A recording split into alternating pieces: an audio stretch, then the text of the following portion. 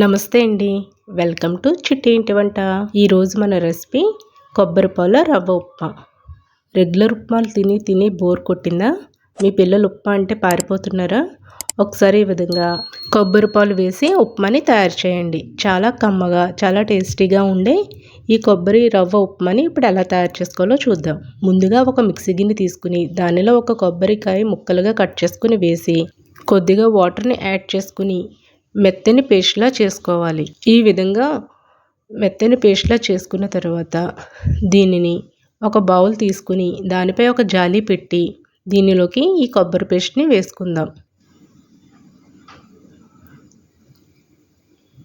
దీనిలోకి 3 గ్లాసులు వాటర్ వేసి కొబ్బరి నుంచి కొబ్బరి పాలుని సెపరేట్ చేసుకుని పక్కన పెట్టుకుందాం. ఇప్పుడు స్టవ్ ఆన్ చేసి ఒక కడాయిని పెట్టి దానిలోకి 2 table spoon oil, 1 table spoon నెయ్యిని వేసి హీట్ అవనిద్దాం. ఇప్పుడు దీనిలో ఆవాలు, శనగపప్పు, మినపప్పు, జీలకర్ర, జీడిపప్పు వేసి ఎర్రగా వేయిద్దాం. ఇలా వేగిన తర్వాత మనం ముందుగా కట్ చేసి పెట్టుకున్న అల్లం, పచ్చిమిర్చి, కరివేపాకును వేసి ఫ్రై చేసుకుందాం. ఇలా ఫ్రై అయిన దాంట్లో మనం ముందుగా కట్ చేసి పెట్టుకున్న ఆనియన్, బంగాళదుంప, 1 కప్పు పచ్చి బఠానీ వేసుకుని మంచిగా వేయించుకోవాలి. దీనిని ఒక లిడ్ క్లోజ్ చేసి కాసేపు మగ్గనిద్దాం. ఈ విధంగా ఫ్రై అయిన తర్వాత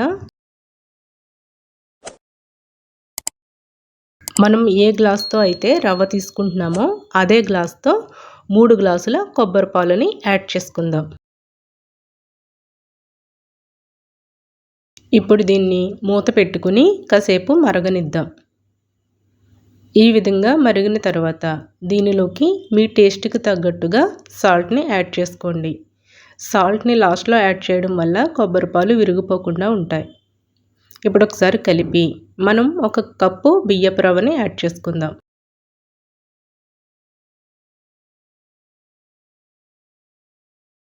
ఇప్పుడు కొద్దిగా కొత్తిమీరని యాడ్ చేసి లిడ్ క్లోజ్ చేసుకుని మీడియం ఫ్లేమ్ మీద ఒక 10 నిమిషాల పాటు కుక్ చేసుకుందాం.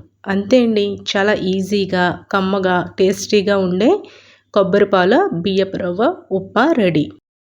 మీకు కనుక ఈ రెసిపీ నచ్చినట్లయితే మీరు ట్రై చేసి మీకు ఎలా కుదిరిందో నాకు కామెంట్ సెక్షన్లో కామెంట్ చేయండి. Thank you for watching.